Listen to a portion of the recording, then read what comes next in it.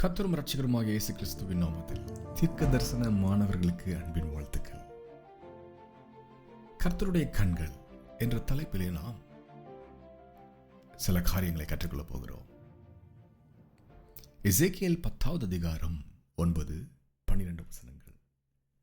இதோ கேருபீன்கள் அண்டையிலே 4 சக்கரங்கள் இருக்க கண்டேன். ஒவ்வொரு கேருபீன் அண்டையில் ஒவ்வொரு சக்கரம் இருந்தது. சக்கரங்களின் தோற்றம் படிக பச்சை வர்ணம் போல் இருந்தது. அவைகளின் உடல் அனைத்தும், அவைகளின் முதுகுகளும், அவைகளின் கைகளும், அவைகளின் செட்டைகளும், அந்த சக்கரங்களும் சுற்றிலும் கண்களினாலே நிறைந்திருந்தன. அவைகள் 4க்கும் இருந்த சக்கரங்களும் அப்படியே இருந்தன என்று பார்க்கிறோம். சக்கரங்களை சுற்றி கண்கள் கர்த்தருடைய தீர்க்க தரிசன கல்வியின் ஒரு பகுதி. கர்த்தருடைய பயங்கரத்தையும் அவருடைய மகிமை பிரதாபத்தையும் அறிந்து கொள்வது. கர்த்தரை குறித்து யார் நமக்கு போதிக்க முடியும்? பரிசுத்த ஆவியானவரே சர்வ வல்லமையுள்ள தேவனாகிய கர்த்தருடைய மகிமை பிரதாபத்தையும் கர்த்தருடைய பயங்கரத்தையும் அவருடைய ஊழியக்கார மாணவர்களுக்கு கற்றுத்தர ஒரு திட்டத்தை வைத்திருக்கிறார். இங்கு பார்க்கிறோம், சக்கரங்களை சுற்றிலும் கண்கள் நிறைந்திருந்தன. எனக்கு பிரியமான தீர்க்க தரிசன மாணவர்களே, அந்த சக்கரங்களில் இருக்கிற கண்களிலே சில கண்களை எடுத்து நான் இயேசு கிறிஸ்துவின் நாமத்தினாலே உங்கள் மீது வைக்கிறேன். சக்கரங்களின் கண்கள் இப்பொழுது எடுக்கப்பட்டு தேவனுடைய தீர்க்க தரிசன மாணவர்களுடைய கண்களுக்குள்ளாக இணைக்கப்படுகிறது. இது தீர்க்கதரிசிகளுக்கு உண்டான ஒரு பாடசாலை. தேவனுடைய பயங்கரத்தையும் அவருடைய வல்லமையும் கற்றுக்கொள்ள ஆவலுள்ள மாணவ மாணவிகளை அன்போடு அழைக்கிறேன். தேவனுடைய தீர்க்க தரிசன மாணவர்களுக்கு தேவன் பயத்தின் ஆவியை தராமல் தேவனுடைய மகிமையை பார்க்கிற ஒரு ஆர்வத்தை அவர் ஏற்கனவே சிருஷ்டித்து வைத்திருக்கிறார். என்னுடைய அலைக்கற்றையோடு இணைந்து கொள்ளுகிற இதே போல எண்ணமுள்ள மாணவ மாணவிகளை அன்போடு அழைக்கிறேன். இயேசு கிறிஸ்துவின் 2வது வருகைக்கு முன்பதாக இந்த பூமியிலே வல்லமையான பல காரியங்களை வெளிப்படுத்தும்படிக்கு தேவன் ஒரு பரிசுத்த தீர்க்க தரிசன கூட்டத்தை எழுப்பிக் கொண்டிருக்கிறார். அந்த திட்டத்தின் ஒரு பகுதியாக வேதத்தை நாம் ஏற்கனவே படித்திருந்தாலும் புதிய கோணங்களையும் புதிய வெளிப்பாடுகளையும் இதுவரைக்கும் நாம் கேட்டிராத பிரமிப்பான காரியங்களையும் தன்னை குறித்து அவர் தன்னுடைய தீர்க்க தரிசன ஆசிரியர்கள் மூலமாக மாணவர்களுக்கு கற்றுக் கொடுத்து அவர்களை ஆச்சரியப்படுத்தி தன்னுடைய மகிமையின் ஒரு பகுதியை அவர்கள் மூலமாக வெளிப்படுத்த தேவன் திட்டம் வைத்திருக்கிறார். ஹல்லேலூயா. எனக்கு பிரியமான தீர்க்க தரிசன மாணவ மாணவிகளே, நான் சொன்னேன், சக்கரங்களை சுற்றிலும் கண்கள். கண்கள் எங்க இருக்க வேண்டும்? முகத்திலே இருக்க வேண்டும். அந்த கண்களை வைத்து நாம் பார்க்கும் பொழுது, ஒரு படத்தை பார்க்கும் பொழுது, அது இன்ன பொருள் என்று நம்முடைய மூளை நமக்கு கட்டளை கொடுக்கிறது. அதை நாம் நம்புகிறோம். Seeing is believing. ஆனால் தேவனுடைய மகிமை மண்டலத்தில் கண்கள் எங்க இருக்கிறது? சக்கரங்களை சுற்றிலும் இருக்கிறது. சுற்றிலும் கண்களினாலே நிறைந்திருந்தன. சக்கரங்கள் ஓடும் பொழுது, சக்கரங்கள் சுழலும் போது கண்களும் சுழல வேண்டும் அல்லவா? அப்படி சுழலுகிற சக்கரத்தை தன்னுடைய வாழ்விடமாக கொண்டிருக்கிற கண்கள் சுழலும் வேகத்தில் எப்படி உன்னிப்பாக கவனிக்க முடியும்? தேவனுடைய வல்லமையின் ராஜ்யம் சகலத்தையும் குறித்து அவருடைய பிள்ளைகளுக்கு கற்றுத்தர இருதயமுடையதாக இருக்கிறது. ஹல்லேலூயா. இப்பொழுதே என்னை கேட்டுக்கொண்டிருக்கிற ஒவ்வொருவரும் மீதும் தேவனுடைய மகிமையை நான் கட்டவிழ்க்கிறேன். உங்கள் இருதயத்தில் காணப்படுகிற பயங்கள் நீங்கிக் கொண்டிருக்கிறது. தேவன் தன்னுடைய மகிமையின் பிரதாபத்தையும் அவருடைய பயங்கரத்தையும் அவருடைய வார்த்தையை நீங்கள் கேட்கும் பொழுதே உங்கள் இருதயத்திலே அவர் விதைத்துக் கொண்டிருக்கிறார். ஹல்லேலூயா. சக்கரங்களில் கண்கள். சக்கரங்கள் ஓடினாலும் கண்கள் தங்களுடைய நிலையை விட்டு இறங்காமல் துல்லியமாக சகலத்தையும் பார்க்கிற வல்லமையுடையதாக தேவனுடைய கண்கள் இருக்கின்றது. ஹல்லேலூயா. இயேசு கிறிஸ்துவுக்கு மகிமை உண்டாவதாக. 4 சக்கரங்கள். அந்த சக்கரங்கள் பறக்கிற சக்கரங்கள். அந்த பறவைகள் பறக்கும் பொழுது சக்கரங்களும் அந்த பறவைகளோடு இணைந்து பறக்கும். ஆனாலும் அந்த சக்கரத்தை நாம் கவனிக்கும் பொழுது அந்த சக்கரத்திலே கண்கள் உண்டு. அவைகள் 4க்கும் இருந்த சக்கரங்களும் அப்படியே இருந்தன. ஒரு சக்கரத்தில் மட்டும் கண்கள் அல்ல, 4 திசைகளிலும் போகிற தேவனுடைய வாகனத்திலே ஒவ்வொரு சக்கரத்திலும் கண்கள். அந்த சக்கரங்கள் பறக்கும் பொழுது அதிலே பதிய வைக்கப்பட்டிருக்கிற கண்கள் பூமியின் சகல திசைகளையும் பார்த்து அறிந்து கொள்கிறதா இருக்கிறது. தேவனுடைய மகிமை இப்பொழுதே நீங்கள் பெற்றுக்கொண்டிருக்கிறீர்கள். ஹல்லேலூயா. கர்த்தாவே, உம்முடைய ராஜ்யத்தின் வல்லமையும் மகிமையும் மகிமை பிரதாபத்தையும் அறிந்து கொள்ளும்படியான ஒரு ஸ்லாக்கியத்தை என்னுடைய மாணவர்களுக்கு நீர் இப்பொழுது கொடுத்து கொண்டிருக்கிறபடினாலே உமக்கு நன்றி. ஹல்லேலூயா. சக்கரங்களை பார்த்தோம். சக்கரங்களிலே காணப்பட்ட கண்களை பார்த்தோம். சக்கரங்கள் ஓடினாலும் கண்கள் தடுமாறாமல் துல்லியமாக சகலத்தையும் உற்று நோக்குகிறதா இருக்கிறது. அவைகள் சகல திசைகளையும் நோக்கி அவைகளை குறித்து அறிய வல்லமையுடைய கண்களாக இருக்கின்றது. கர்த்தருடைய கண்களுக்கு திசைகள் கட்டுப்பாடுகளை விதிக்க முடியாது. ஹல்லேலூயா. தேவனுடைய கண்களுக்கு திசைகள் கட்டுப்பாடுகளை விதிக்க முடியாது. நேராக அவர் பார்த்து கொண்டிருந்தாலும் பின்பதாக நடக்கிற காரியங்களை அவர் பார்க்கிறார். தேசங்களின் அரசியல் தலைவர்களின் வல்லமைகளை அவர் பார்க்கிறார். அவருடைய இருதயங்களிலே ஓடுகிற திட்டங்களை அவர் பார்க்கிறார். சர்வ வல்லமையுள்ள தேவனுடைய அதிகாரத்திற்கு உட்பட்டே இந்த பூமியின் காரியங்கள் ஒவ்வொரு திசையாக நகர்ந்து கொண்டிருக்கிறதை நாம் விசுவாசிக்க வேண்டும். ஹல்லேலூயா. இவ்வளவு நேரம் நாம் பரலோக சக்கரங்களோடு இணைந்து கொண்டோம். இப்பொழுது தரையில் இறங்கி வருகிறோம். அங்கே யார் இருக்கிறது? மார்க் 3வது அதிகாரத்தில் எழுதப்பட்டவர் இருக்கிறார். பின்பு அவர் ஒரு மலையின் மேல் ஏறி தமக்கு சித்தமானவர்களை தம்மிடத்தில் வரவழைத்தார். இப்பொழுதும் கூட இயேசு கிறிஸ்துவானவர் தமக்கு சித்தமானவர்களை தீர்க்கதரிசிகளாக என்னுடைய ஊழியத்தின் மூலமாக எழுப்பிக் கொண்டிருக்கிறார். ஹல்லேலூயா. அவர்கள் அவரிடத்திற்கு வந்தார்கள். இப்பொழுது நீங்கள் அவரிடத்திற்கு வந்திருக்கிறீர்கள். அவருடைய வேலைக்காரனாகிய நான் என் கடமையை செய்ய உங்களுக்கு முன்பதாக தோன்றியிருக்கிறேன். அப்பொழுது அவர் 12 பேரை தெரிந்து கொண்டு, நான் சொல்லுகிறேன், நான் ஏன் எல்லையை வைக்க வேண்டும்? 12 என்பது ஒரு எல்லைக்கு உட்பட்டதாக இருக்கிறது அல்லவா? என்னுடைய மாணவர்கள் 12 அல்ல, 12,000 தீர்க்கதரிசிகளை அவர் நம் மூலமாக இந்த நொடி பொழுதில் எழுப்பிக் கொண்டிருக்கிறார். ஹல்லேலூயா. நம்முடைய ஊழியம் லட்சக்கணக்கான ஆத்துமாக்களுக்காக ஏற்படுத்தப்பட்டது கிடையாது. ஒரு குறிப்பிட்ட ஜனத்தை, வல்லமை பயிற்சியாளர்களை ஏற்படுத்தும்படியாக நாம் அழைக்கப்பட்டிருக்கிறோம்.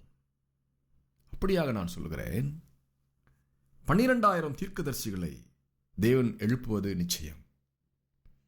அந்த நாட்களிலே அவர் 12 அப்போஸ்தலர்களை எழுப்பினார். அவருடைய வருகைக்கு முன்பதாக 12,000 வல்லமையை வெளிப்படுத்துகிற தீர்க்கதரிசிகளை நம் மூலமாக அவர் எழுப்பிக் கொண்டிருக்கிறார். ஹல்லேலூயா. அவருக்கு நன்றி உண்டாயிருப்பதாக. அப்பொழுது அவர் 12 பேரை தெரிந்து கொண்டு அவர்கள் தம்மோடு இருக்கவும் பிரசங்கம் பண்ணும்படியாக தாம் அவர்களை அனுப்பவும். எனக்கு பிரியமான தீர்க்க தரிசன மாணவர்களே, இது ஒரு ஆசிரியனுக்கும் மாணவனுக்கும் மாணவிக்கும் உண்டான ஒரு உறவு. என்னுடைய மாணவர்களுக்கு விசேஷமான நன்மைகள் உண்டாக அவர்களை ஆசீர்வதிக்க வேண்டும் என்பதே என் இருதயத்தின் எண்ணம். அதே போல அவர்கள் எழும்பி பிரகாசிக்கிற, அவர்கள் சொல்லுவது அப்படியே நடக்கத்தக்கதாக அவர்கள் மீது அக்கினியை போடவே நான் அழைக்கப்பட்டிருக்கிறேன். இப்பொழுதும் இயேசுவின் நாமத்தினாலே இயேசு நினைத்திருக்கிற அக்கினி உங்கள் மீது இறங்கி கொண்டிருக்கிறது. இயேசு சொன்னார், இந்த பூமியிலே நான் அக்கினியை போட வந்தேன், இப்பொழுதே அது பற்றி எரிகிறது என்று. இந்த நொடி பொழுதிலே கர்த்தராகிய தேவன் அவருடைய இருதயத்திலே காணப்படுகிற வைராக்கியத்தை, வல்லமையின் அபிஷேகத்தை என்னை கேட்டுக்கொண்டிருக்கிற மாணவ கண்மணிகள் மீது அனுப்பி கொண்டிருக்கிறார். ஹல்லேலூயா. நன்றி ஆண்டவரே, நீர் சர்வ வல்லமையுள்ளவராமே. உம்முடைய திட்டங்களுக்கு யார் எதிர்த்து நிற்க முடியும்? உம்முடைய கரங்களை யார் அசைக்க முடியும்? உம்முடைய கரத்தை இப்பொழுதே உம்முடைய பிள்ளைகளின் மீது நீட்டுவீராக. எனக்கு ஏதாவது உதவி கிடைக்குமா இவனிடமிருந்து என்று சொல்லி பார்க்கிறவர்களுக்கு நான் சொல்லுகிறேன், இயேசுவின் நாமத்தினாலே எழுந்து நட. இயேசுவின் நாமத்தினாலே உன் கடன்களை நான் சபிக்கிறேன். இயேசுவின் நாமத்தினாலே உன் வியாதியை உன்னிடத்திலிருந்து நான் அற்றுப்போக கட்டளை கொடுக்கிறேன். இயேசுவின் நாமத்தினாலே உன் பயங்களை, திகில்களை நான் துரத்தி போடுகிறேன். ஹல்லேலூயா. இயேசுவின் நாமத்தினாலே எனக்கு வேலை போய்விடுமோ என்கிற பயம் இப்பொழுது உன்னை விட்டு நீங்கி கொண்டிருக்கிறது. அதற்கு பதிலாக உன் வேலை 1000 மடங்கு ஆசீர்வாதமாக செழிப்பாக மாறத்தக்கதாக தேவனுடைய வல்லமையை உன் மீது நான் அனுப்புகிறேன். ஆமென் என்று சொல்லுவாயா? ஹல்லேலூயா. இது தீர்க்கதரிசிகளுக்கு உண்டான ஒரு பாடசாலை. வார்த்தைகளை நம்பி வீசி அந்த வார்த்தைகளை மறுபடியுமாக நாங்கள் கையில் எடுத்துக்கொண்டு இன்னொரு இடத்திற்கு அந்த வார்த்தைகளை வீசி, கற்களின் மீது வார்த்தைகளை வீசி, பாறைகளின் மீது வார்த்தைகளை வீசி, பாறைகளிலிருந்து தண்ணீரை உண்டு பண்ண வைக்கிற ஒரு ஊழியத்தை நாம் செய்து கொண்டிருக்கிறோம். ஆன்மீக கண்கள் இயேசு கிறிஸ்துவின் நாமத்திலே வேறு விதமாக நமக்கு உண்டாயிருக்கிறது. எழுதப்பட்ட தலை எழுத்தையும் இயக்கப்பட்டு கொண்டிருக்கிற நட்சத்திரங்களின் வல்லமையும் அசைத்து மாற்றங்களை கட்டளையிடுவதே கர்த்தருடைய தீர்க்கதரிசிகளின் உரிமையாக இருக்கிறது. ஹல்லேலூயா. தேவனுடைய நாமம் மகிமைப்படுவதாக. ஹல்லேலூயா. இங்கு பார்க்கிறோம், வியாதிகளை குணமாக்கி பிசாசுகளை துரத்தும்படி, கண்களால் பார்க்கக்கூடாத அமானுஷ்யமான சக்திகளை சில அடையாளங்களை கொண்டு நாம் அறிந்து கொண்டு அவைகளை துரத்தும்படியாக, எதிர்த்து நிற்கும்படியாக, வெற்றிடத்தை தேவனுடைய நாமத்தின் மகிமையினால் நிரப்பும்படியாக அவருடைய தீர்க்கதரிசிகளான ஊழியர்கள் அழைக்கப்பட்டிருக்கிறார்கள். ஹல்லேலூயா. அவர்கள் அதிகாரமுடையவர்களாயிருக்கவும், என்னுடைய மாணவர்களுக்கென்று ஒரு விசேஷித்த அதிகாரத்தை கர்த்தராகிய தேவனானவர் கொடுக்க சித்தமாயிருக்கிறார். அது என்ன அதிகாரம்? இயேசு கிறிஸ்துவுக்கு என்ன அதிகாரம் இருந்ததோ அதே அதிகாரம். அவர் இயற்கையின் சீதோஷன் நிலைகளை தனக்கு வசதியாக மாற்றிக்கொள்ள ஒரு அதிகாரமுடையவராயிருந்தார். தண்ணீரின் மேலே நடக்க அதிகாரமுடையவராயிருந்தார்.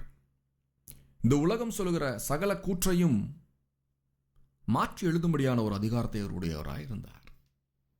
அதே போல அவருடைய தீர்க்க தரிசன மாணவர்களாகிய நமக்கும் அப்படிப்பட்ட வல்லமையின் பொக்கிஷத்தை தந்து நம்மை ஆசீர்வதிக்க அவர் இறங்கி வந்திருக்கிறார். ஹல்லேலூயா. கர்த்தருடைய நாமம் மகிமைப்படுவதாக. பின்பு வீட்டிற்கு போனார்கள். அங்கே அவர்கள் சாப்பிடுவதற்கும் சமயமில்லாதபடி அநேக ஜனங்கள் மறுபடியுமாய் கூடி வந்தார்கள் என்று எழுதியிருக்கிறது. இங்கு ஒரு காரியத்தை பார்க்கிறோம். ஒரு வியாபாரம், ஒரு கடை வைத்திருக்கிற ஒரு மனுஷன், அவருடைய கடையிலே நல்ல பொருட்கள் விற்கப்படும் பொழுது, தரமான பொருட்கள் சரியான விலையிலே விற்கப்படும் பொழுது அவனுடைய கடையில வியாபாரம் காலை தொடங்கி இரவு வரைக்கும் மும்முரமாக நடந்து கொண்டிருக்கிறது. அப்படியாக தேவனுடைய ராஜ்யத்தின் காரியமும் கூட காலை தொடங்கி இரவு வரைக்கும் உட்கார்வதற்கூட நேரம் இல்லாதபடிக்கு ஜனங்களின் திரட்சியினாலே அந்த நாட்களில் நடந்ததை நாம் பார்க்கிறோம். இயேசுவின் நாமத்தினாலே என்னுடைய தீர்க்கதரிசன மாணவர்களுக்கு அப்படிப்பட்ட ஒரு காரியத்தை நான் கட்டளை கொடுக்கிறேன். காலையிலிருந்து இரவு வரை ஜனங்களுடைய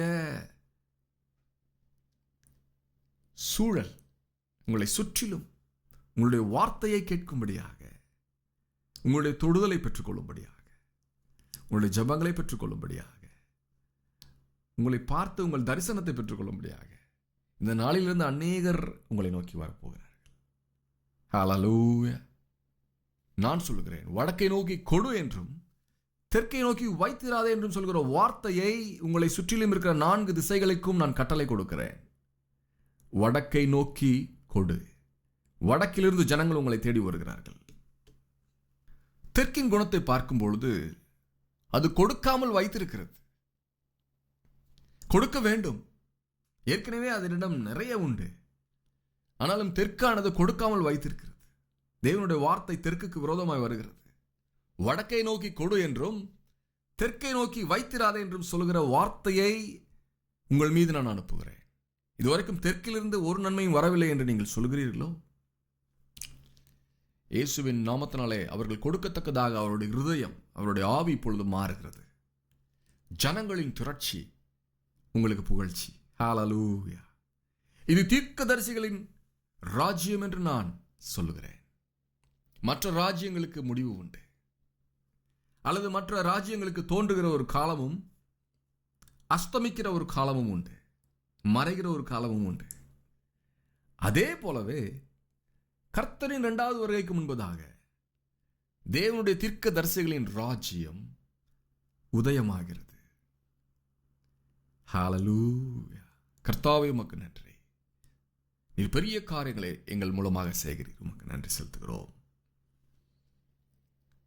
அவருடைய இனத்தார் இதை கேட்டபோது அவர் மதிமயங்கி இருக்கிறார் என்று சொல்லி அவரை பிடித்துக் கொள்ளும்படி வந்தார். இவன் புதிய தத்துவத்தை பேசுகிறானே, இவன் மற்ற மத போதகர்கள் போல் பேசாமல் ஏதோ ஒன்றை சாதிக்கப் போகிறது போல இவன் பேசுகிறான் என்று சொல்லி உங்கள் இருதயத்தில் என்னை குறித்து ஒரு எண்ணம் உண்டாகிறது.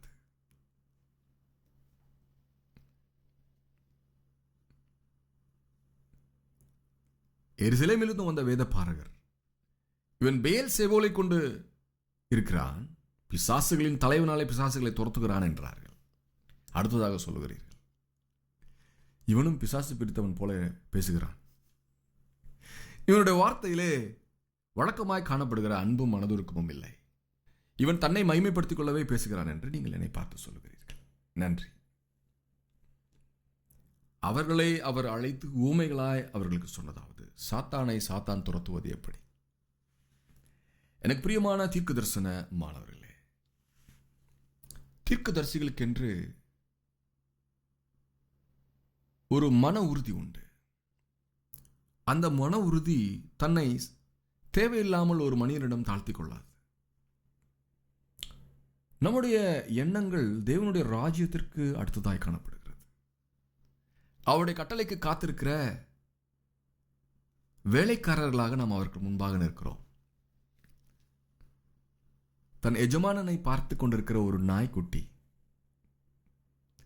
அவருடைய முக அசைவை பார்த்து புரிந்து கொள்ளும். அதே போலவே அவருடைய தீர்க்க தரிசன மாணவர்களாகிய நாமும் அவருடைய முகத்தை நாம் பார்த்து கொண்டிருக்கிறோம். கர்த்தாவே சொல்லும் அடியேன் கேட்கிறேன். தேவனும் நமக்கு ஏற்ற வார்த்தையை நம்முடைய வாயிலே அருளி அந்த அருள் வாக்கை நீ போய் விதை என்று சொல்லி நம்மை அனுப்பி நம் மூலமாக அநேக அற்புதங்களை அடையாளங்களை அவர் செய்ய போகிறார். ஹல்லேலூயா. நாம் தேவனுடைய ராஜ்யத்திற்கு ஏற்ற ஒரு ஊழியத்தை செய்து கொண்டிருக்கிறோம். நமக்குள்ளாக பிரிவினைகள் இல்லை. கர்த்தருடைய தீர்க்கதரிசிகளுக்குள்ளாக நிறம், ஜாதி, பணம், புகழ் போன்ற பிரிவினைகள், பேதங்கள் இல்லை. மொத்தமும் அவருடைய தீர்க்கதரிசிகள் என்கிற ஒரு அடையாளத்தை பிடித்துக்கொண்டு நாம் ஊர் சுற்றுகிறவர்களாக இருக்கிறோம். ஹல்லேலூயா. எலியா தன்னுடைய மாணவர்களோடு கூட ஊர் சுற்றி கொண்டிருந்தான். ஒரு இடத்துக்கு போவான், அங்க ஒரு டென்ட் போடுவாங்க. குருநாதர் என்ன சொல்றாரோ மாணவர்களும் அப்படியே செய்வாங்க. ஒரு நாள் வந்துச்சு, எலியாவுடைய மாணவனாகிய எலிசாவினுடைய மாணவர்கள் எலிசா கிட்ட கேட்குறாங்க, குருநாதர் போறாராமே, உனக்கு தெரியுமா அப்படின்ட்டு. அவன் சொல்றான், எனக்கு தெரியும், நீங்களாம் சும்மா இருங்க அப்படின்றான். சகல தீர்க்கதரிசிகளுக்குள்ளாக தேவனுடைய ஆவி அளவில்லாமல் அருளப்பட்டிருந்தது. ஹல்லேலூயா. அவருடைய ஆவியை பெற்றவன் மகத்தானவன். அவருடைய ஆவியை பெற்றவன் பயங்கரமானவன். கர்த்தருடைய ஆவியை பெற்ற சிறியவனும் பெரியவனும் தேவனையே தனக்குள்ளாக மறைத்து வைத்திருக்கிறான். ஹல்லேலூயா. பழைய ஏற்பாட்டின் தேவனையும் புதிய ஏற்பாட்டின் தேவனையும் தனக்குள்ளாக அவன் வைத்திருக்கிறான். அவனுடைய வல்லமையை எந்த அளவினாலே அளக்கக்கூடும்? இது தீர்க்கதரிசிகளுக்கு உண்டான ஒரு பாடசாலை.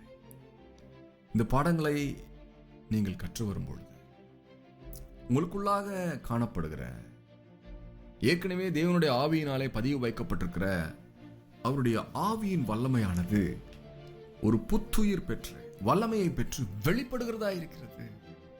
அந்த நாட்களை பார்க்கும்படியாக நாமும் இணைந்திருக்கிறோம். தேவனும் நம்மோடு இணைந்திருக்கிறார். அவர் கிரியை செய்ய வந்திருக்கிறார். கர்த்தருடைய சமாதானமும் அவருடைய சுகமும் ஆசியும் என் மாணவர்களாகிய உங்களோடு கூட இருப்பதாக. ஷலோம். ஒரு ஜெபம் பண்ணட்டுமா? அப்பா பிதாவே, இயேசு கிறிஸ்துவின் நாமத்தில் வருகிறோம். இந்த தீர்க்க தரிசன பள்ளியை நீர் நிறுவி அநேக மாணவர்களை ஆண்டவரே இதுவரைக்கும் நீர் நடத்தி வந்திருக்கிறீர். இந்த நாளிலும் என்னுடைய மாணவர்களுக்கு, தீர்க்க தரிசன மாணவர்களுக்கு உம்முடைய வல்லமையை இந்த நாளிலே பரிசாக அனுப்புவீராக. தரிசனங்களாய் அனுப்புவீராக. அற்புத அடையாளங்களை செய்கிற அடையாளங்களோடு அனுப்புவீராக. அவர்கள் செய்வது வாய்க்கட்டும், அவர்கள் பேசுவது நடக்கட்டும், அவர்கள் திட்டம் போடுவது அவர்களுக்கு கைகூடி வரட்டும். உம்முடைய ராஜ்யம் பலவந்தப்படுத்தப்படட்டும். உம்முடைய தீர்க்கதரிசிகளின் கைகளிலே உம்முடைய ராஜ்யத்தை பலவந்தப்படுத்துவதற்காகவே நீர் கொடுத்ததற்காக நன்றி செலுத்துகிறோம். இயேசுவின் நாமத்தில் பிதாவே, ஆமென். ஹல்லேலூயா. ஷலோம்.